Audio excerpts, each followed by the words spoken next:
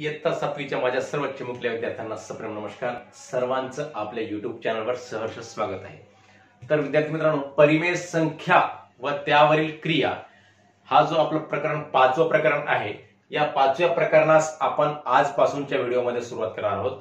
तर यामधील पहिला सराव संच आहे सराव संच 22. या सराव संचामध्ये परिमेय संख्यांची बेरीज, वजाबाकी, गुणाकार, भागाकार आणि गुणाकार व्यस्त हा भाग आपण या सराव संचामध्ये शिकणार आहोत. मुलांनो, परिमेय संख्या म्हणजे काय, तर ज्या संख्येची मांडणी अंश आणि छेदाच्या रूपामध्ये केलेली असते अशा प्रकारच्या संख्येला म्हणायचं परिमेय संख्या. म्हणजे जसं आपण व्यवहारिक अपूर्णांकाची मांडणी करतो तशा प्रकारे आपण या परिमेय संख्येची मांडणी करत असतो. परिमेय संख्यामध्ये सर्व प्रकारच्या नैसर्गिक संख्या, सर्व पूर्ण संख्या, पूर्णांक संख्या या सर्व प्रकारच्या संख्यांचा समावेश परिमेय संख्येमध्ये होतो. याबद्दलची सर्व माहिती आपल्या प्रकरणाच्या सुरुवातीला आपल्याला सांगितलेली आहे, ती आपण वाचून घ्यावी. वाचून घेतली तरी आपल्याला समजते, काही जास्त अवघड नाहीये. म्हणजे परिमेय संख्येमध्ये सर्व प्रकारच्या संख्यांचा समावेश होत असतो. मग याच्यामध्ये म्हणजे सर्व प्रकारच्या म्हणजेच नैसर्गिक संख्या, पूर्ण संख्या आणि पूर्णांक संख्या या सगळ्यांचा समावेश याच्यामध्ये करता येतो. आणि परिमेय संख्येमध्ये कोणत्याही दोन संख्यांची बेरीज केली तरी ती परिमेय संख्याच येते, वजाबाकी केली तरी परिमेय संख्याच येते, गुणाकार केली तरी परिमेय संख्याच येतो आणि भागाकार केली तरी त्याचं उत्तर परिमेय संख्याच येते. जे की नैसर्गिक संख्यामध्ये येत नाही, पूर्णांक संख्येमध्ये येत नाही, पूर्ण संख्येमध्ये येत नाही. परंतु परिमेय संख्येमध्ये कोणतीही जरी क्रिया केली 4 क्रियांपैकी, ज्या आपल्या गणिताच्या मूलभूत 4 क्रिया आहेत, त्या 4 क्रियांपैकी कोणत्याही क्रियेचं उत्तर परिमेय संख्याच येते बेटा. मग आपल्याला या ठिकाणी या सराव संचाची या ठिकाणी आपण सुरुवात करूयात. तर यातील पहिला प्रश्न आहे मुलांनो, खालील परिमेय संख्यांची बेरीज करा. अतिशय सोपा भाग आहे, आपल्या सर्वांना बेरीज येते. पण बेरीज जेव्हा छेद समान असतो तेव्हा कशी करतात, अंशांशाची बेरीज करतात हे आपल्याला माहित आहे. पण छेद जेव्हा समान नसतो तेव्हा कसं करायचं असते, तर तिरकस गुणाकार करायचा असतो आणि खाली छेदाचा गुणाकार करायचा असतो. किंवा या दोन संख्यांपैकी एक संख्या दुसऱ्या संख्येच्या पटीत असेल तर ह्या पहिल्या संख्येला दुसऱ्या संख्येच्या बरोबर याचा छेद करायचा आणि त्या अंशांशाची बेरीज करायची. असं सुद्धा आपल्याला करता येते. पण पटीमध्ये नसेल तर तिरकस गुणाकार करायचा असतो. पण समजा आता इथं 6/42 आहे, अशा वेळेस काय करायचं, तिरकस गुणाकार आपला 36 आणि 42चा गुणाकार खूप मोठा होतो, 36चा मोठा होतो. पण याला आपल्याला संक्षिप्त रूप कसं करता येते बघा, 5/36 अधिक 6/42 बरोबर आहे. तर 6/42 जे आहे बेटा, या 6/42 ला आपल्याला याचं सममूल्य अपूर्णांक दुसरा घेता येतो, छोटा. याचं संक्षिप्त रूप घ्यायचं म्हणजे याची किंमत सारखीच होते, बरोबर. 5/36 अधिक 6 आणि 42 या दोन्ही संख्येला जर 6 ने भागलं, 6 एक 6, 1 चा भाग जातो आणि 6 42 असं होते बेटा.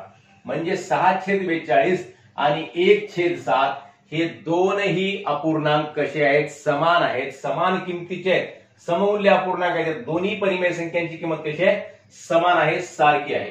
मग बरोबर आता काय करायचं, थोडीशी छोटी संख्या घेतली म्हणजे जेणेकरून आपली आकडेमोड लवकर व्हावी, लवकर आपल्याला करता यावं आणि सोप्या पद्धतीने करता यावं. म्हणून याला काय केलं, 6/42 याचं संक्षिप्त रूप घेतलं 1/7. मग 5चा आणि 7चा गुणाकार करायचा, तिरकस गुणाकार करायचा. 5 गुणिले 7 मध्ये जे चिन्ह आहे ते चिन्ह द्यायचं, अधिक 1 गुणिले 36, छेदामध्ये 36 गुणिले 7. आता या 5/36 ला सुद्धा आपण संक्षिप्त रूप केलं असतं, पण जर समजा इथं 35 राहिलं असतं तर म्हणजे या दोघांचं हे संक्षिप्त रूप काय झालं असतं, 5 ला 35 न भाग जातो याचं सुद्धा संक्षिप्त रूप करता आलं असतं. पण 5 ला आणि 36 ला एकाच संख्येनं भाग जातो का, जात नाही. जसं 6 आणि 42 ला एकाच संख्येनं म्हणजे 6 न भाग गेला, म्हणून आपण याचं संक्षिप्त रूप केलेलं आहे, हे लक्षामध्ये ठेवा. 5/35 अधिकला अधिक आणि 36 एक 36, छेदला छेद, 36 गुणिले 7 67, 42 ला 2, 4, 7 14 7 21, 21 आणि 4 25, 252. मग 35 अधिक 36 किती होतात, 5 आणि 6 11 ला 1, हाचाला 1, 3 आणि 1 4, 4 आणि 3 7, छेद 252. हे याचं उत्तर या ठिकाणी आलेलं आहे बेटा. 71 ही संख्या कशी आहे, मूळ संख्या आहे, म्हणून या संख्येचं संक्षिप्त रूप येत नाही. म्हणजे एखाद्या संख्येनं इतर संख्या उत्तर आल्यानंतर वरच्या संख्येनं खालच्या संख्येला भाग जात असेल किंवा खालच्या संख्येनं वरच्या संख्येला भाग जात असेल तर आपण याला संक्षिप्त रूप देऊन याचं पुन्हा अजून छोटं रूप आपण पुढे लिहू शकतो, परंतु इथे या वरच्या संख्येने खालच्या संख्येला भाग जात नाही, म्हणून आपण या ठिकाणी हे उत्तर असंच लिहून टाकायचं, 71/252 ला भाग जात नाही. आता पुढची संख्या कशी आहे, पूर्णांकयुक्त अपूर्णांकामध्ये दिलेली आहे. 1.2/3 अधिक 2.4/5. त्याला आपण थोडं वर लिहून घेऊ.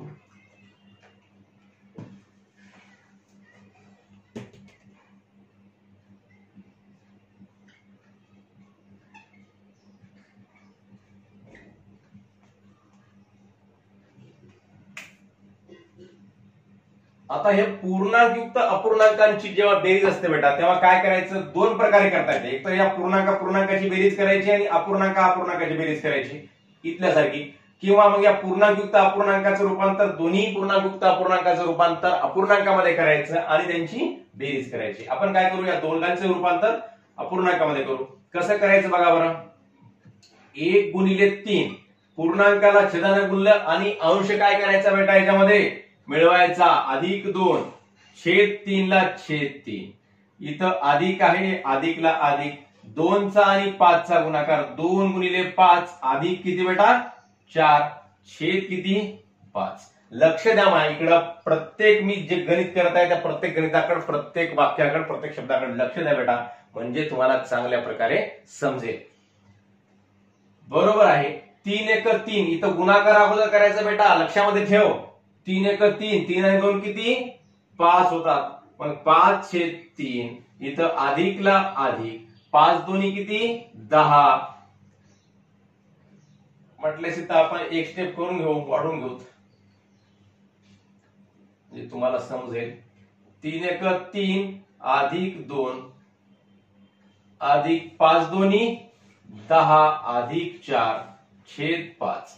बरोबर आहे. आता 3 3 2 ची बेरीज किती करायची, 5/3 अधिक 10 आणि 4 किती 14/5. आता या ठिकाणी 5/3 आणि 14/5 म्हणजे या स्टेपला आपला आता या दोन संख्यांची बेरीज आलेली आहे बेटा.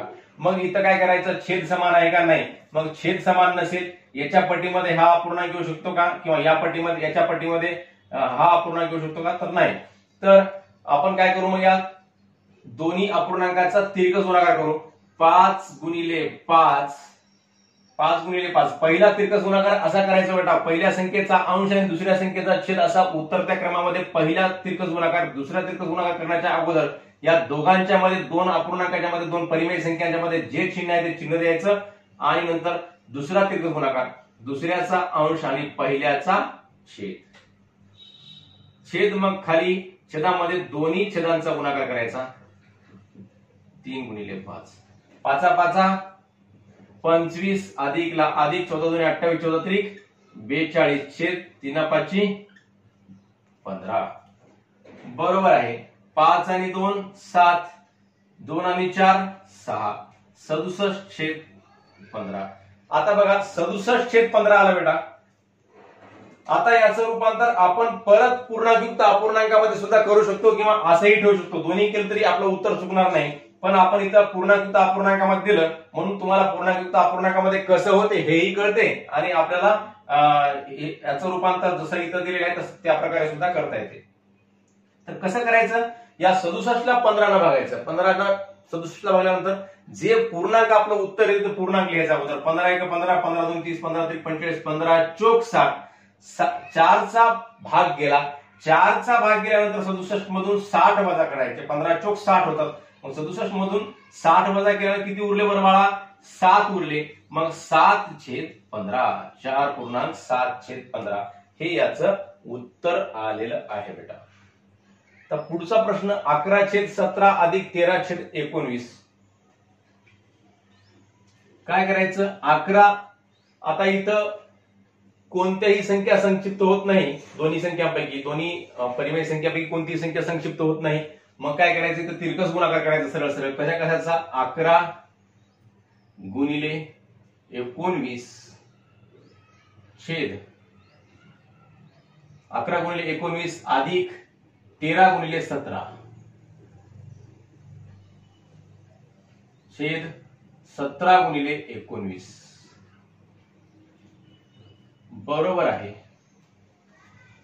19 एक 19 ला 9 हाचाला 1, 19 19 आणि 1 20, 209 अधिक 17 2 24 17 51 ला 1 हाचाले 5, 17 1 17 17 आणि 5 22, 221 छेद 19 1 19 19 2 38 19 3 57 19 76 19 5 95 19 114 19 133 ला 3 हाचे आले किती 13.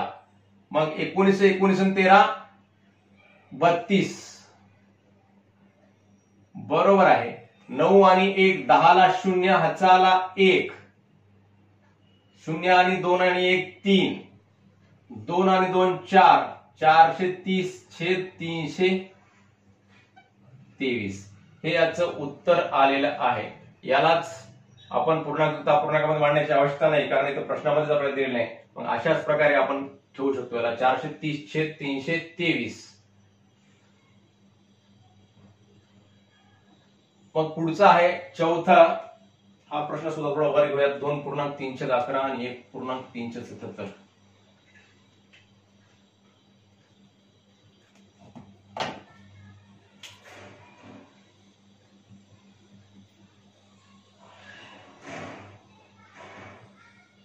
एक 1.377.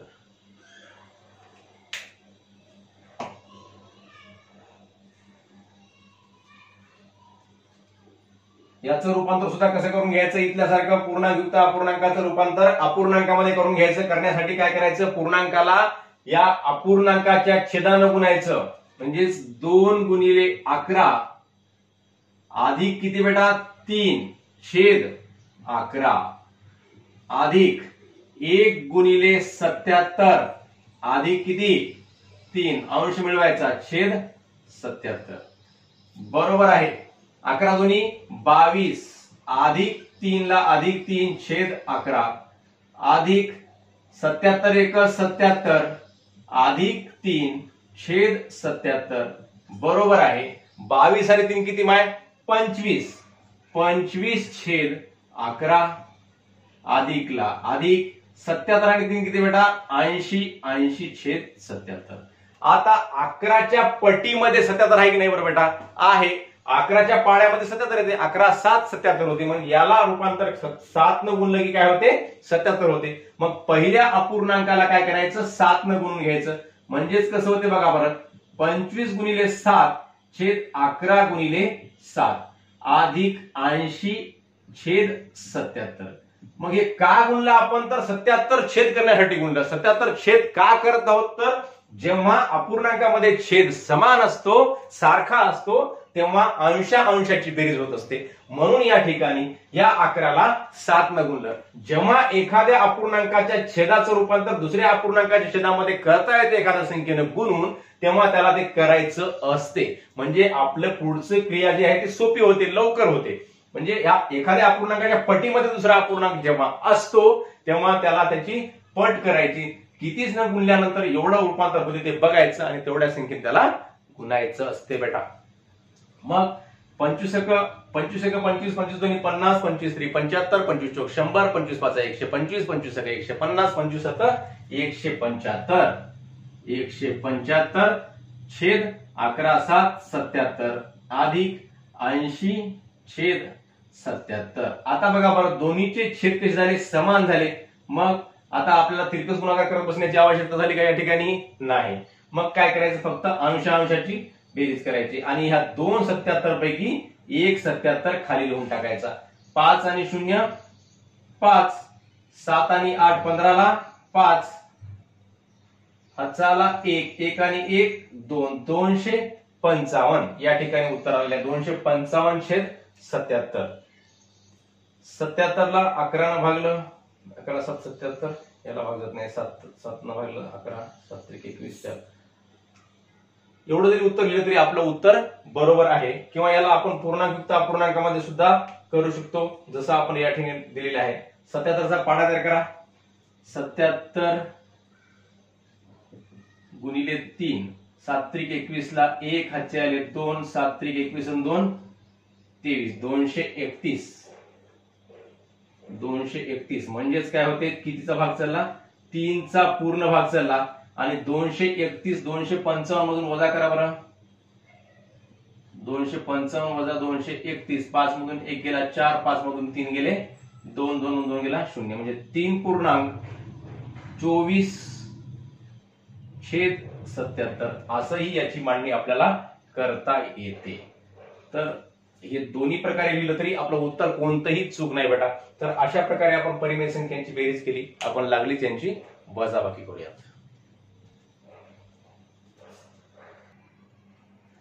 तर या ठिकाणी खालील परिमेय संख्यांची वजाबाकी करा, हा दुसरा प्रश्न आहे बेटा.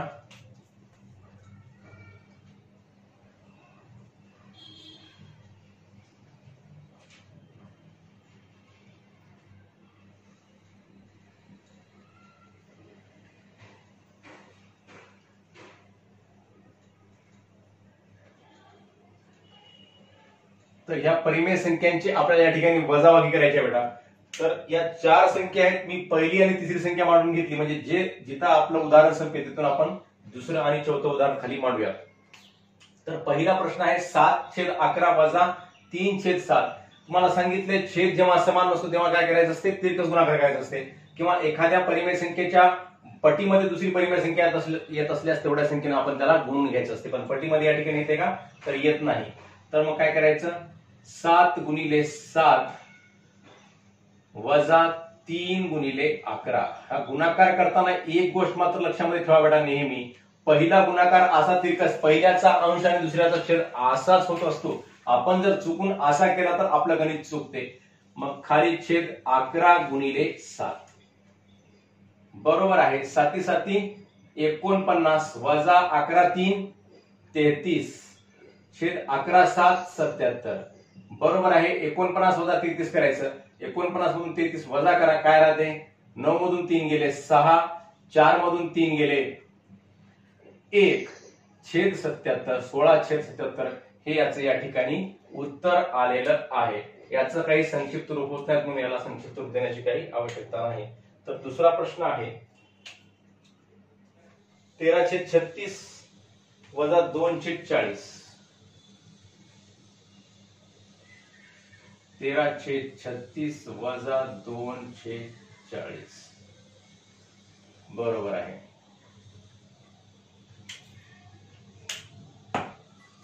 आता बघा बेटा, 13/36 आणि 2/40 यांचा काय करायचा, तिरकस गुणाकार करायचा. किंवा या 2/40 ला संक्षिप्त रूप देऊ, म्हणजे आपलं गणित लवकर होते, आपली आकडेमोड लवकर करता येते. 13/36 वजा 2 न 40 ला भागवते काय होते बघा, 2/40. बे 1 बे आणि बे 2 4 आणि खाली 0 ला 0चा भाग बरोबर आहे. 13/36 वजा 1/20 हे झालेलं आहे याचं रूपांतर. म्हणजे आपल्याला कॅल्क्युलेशन सोपं जाते, आकडेमोड सोपं जाते आणि लवकर गणित होते. मग आणि हे 2/40 आणि 1/20 हे दोन्ही अपूर्णांक कसे आहेत, समान आहेत, सममूल्य आहेत. यांची किंमत जरी संख्या जरी वेगवेगळी दिसत असली तरी दोघांची किंमत सारखी आहे बेटा, म्हणून हे आपल्याला करता आलं, नाही तर करता येत नव्हतं. 13 × 20 वजा 1 × 36 छेद 36 × 20 बरोबर आहे. 13 0 0 13 1 13 13 2 26 वजाला वजा 36 × 1 किती बेटा सांगा, 36 छेद 36 × 0 36 0 0 आणि 36 2 72 720. 36 जरी पाडायचा असेल तर तुम्ही 20 चा पाडा देऊ शकता. 20 चा 120 ला 0 हातचे आले 12, 20 3 60 आणि 12 72 म्हणजे 720 झालं. मग 260 वजा 36 किती होतं बेटा, 10 मधून 6 गेले, किती राहिले माय 4, इथं राहिले किती 5, 5 मधून 3 गेले 2, इथं किती 2 ला 2 छेद 720. 224/720 हे याचं उत्तर आलेलं आहे. आपण याला संक्षिप्त रूप देऊ शकतो. संक्षिप्त रूप देताना या संख्येला एकाच संख्येनं भागायचं असते. आपण कोणत्या संख्येनं भागूयात, 4 न दोन्ही संख्येला भाग जातो. हे आपल्याला अपेक्षित नाही आहे, परंतु आपल्याला समजावं, आपल्याला पुढचं गणित सुद्धा यावं म्हणून मी तुम्हाला संक्षिप्त रूप कसं द्यायचं ते सुद्धा सांगून टाकतो. म्हणजे तुम्हाला हे देता तुम्ही द्यायचं. एवढं उत्तर आलं तरी हे सुद्धा उत्तर बरोबर आहे, किंवा याचं संक्षिप्त रूप दिलं तरी ते सुद्धा आपलं उत्तर बरोबरच असते. 4 न भागा दोन्ही संख्येला. 4 पंचे 20, 22 मधून 20 गेले, 2 उरले, 24 झाले. 4 सख 24, 4 एक 4, 3 उरले, 32 झाले. 4 आठ 32 आणि शून्यला शून्यचा भाग. परत 4 न भाग याला. 4 एक 4, 1 उरला, 16 झाले. 4 चोक 16, 4 चोक 16, 2 उरले, 20 झाले. 4 पंचे 20, म्हणजेच किती आले हे 14/45. आता हे 45 ला 14 न भाग जात नाही, म्हणून याला आपल्याला असंच लिहावं लागते. एक तर 224/720 लिहिलं तरी बरोबर आहे आणि 14/45 लिहिलं तरी बरोबर आहे. पुस्तकामध्ये तुमच्या दोन्हीपैकी एक उत्तर असेल, कोणतंही एक उत्तर असेल तरी दुसरं उत्तर चूक आहे असं समजू नका. दोन्ही उत्तर कशी आहेत बेटा, बरोबर आहेत.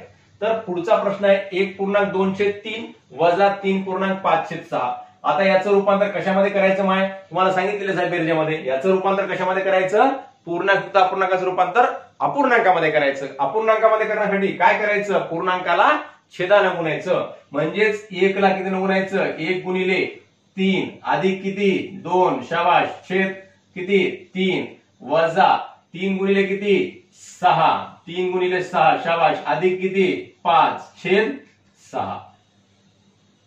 बरोबर आहे. 3 एक 3, शाबाश, अधिक 2, छेद किती 3, वजा 3 सक किती 18, व्हेरी गुड, अधिक 5, छेद 6. मी हे जे शाबाश व्हेरी गुड म्हणत आहे ते तुम्हाला म्हणत आहे. तुम्ही जर माझ्या बरोबर जर म्हणत असाल तर निश्चित तुम्हाला हे शाबाशकी आणि व्हेरी गुड मी म्हणत आहे. मी माझं मी म्हणून घेत नाही, हे भाग समजून घ्यावा. तर 3 आणि 2 ची बेरीज किती बेटा 5 होते, छेद किती 3, वजाला वजा 18 आणि 5 किती 23, छेद 6. तर 5/3 वजा 23/6 हे 2 या ठिकाणी आता अपूर्णांक आलेले आहेत. आता तुम्हाला कळालं असेल 3च्या पाड्यामध्ये काय येते माय 6 येते. मग 3 ला 6 करण्यासाठी किती न गुणावं लागते बरं, 2 न गुणावं लागते.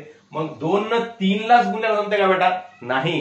3 लाच गुणल्यानं 5 रुसेल की नाही, 5 म्हणेल 3 लाच गुणलं, मला नाही गुणलं. समजा 5 आणि 3 हे 2 भाऊ आहेत, तर दोन्ही भावांना समान न्याय द्यावा लागतो. म्हणजे जसं तुम्हाला एखादं दीपावलीला वगैरे छोट्या भावाला कपडे घेतले तर मोठा भाऊ रुसते की नाही, दोघांनाही घ्यावं लागते की नाही, दोघांनाही समान न्याय द्यावा लागतो. तसंच या दोन्ही अपूर्णांकामधल्या दोन्ही संख्येला अंशाला आणि छेदाला समान न्याय द्यावा लागत असतो. जेवढ्या संख्येनं छेदाला गुणलं तेवढ्याच संख्येनं अंशाला सुद्धा गुणायचं असते बेटा. मग 5 गुणिले 2 छेद 3 गुणिले 2 वजा 23/6 बरोबर आहे. 5 दोन्ही 10 छेद 3 दोन्ही 6 वजा 23/6.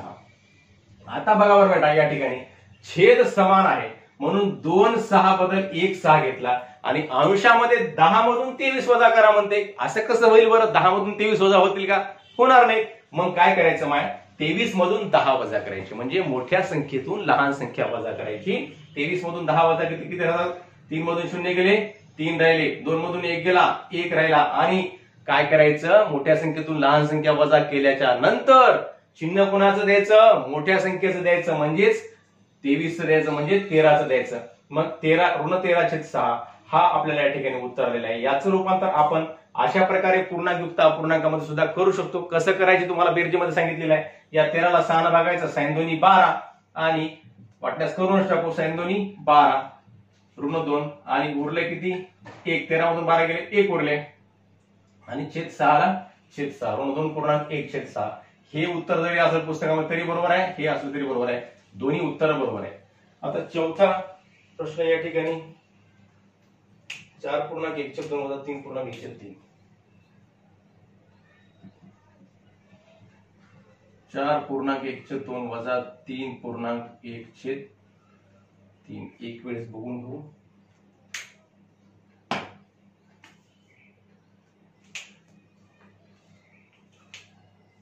बरोबर आहे. इथल्यासारखंच पूर्णांकयुक्त अपूर्णांकाचं रूपांतर कशामध्ये करायचं, अपूर्णांकामध्ये करायचं बेटा. मग 4 ला किती न गुणायचं, 4 ला 2 न गुणायचं, 4 गुणिले 2 आणि याच्यामध्ये 1 काय करायचा माय मिळवायचा, अधिक 1 शाबाश.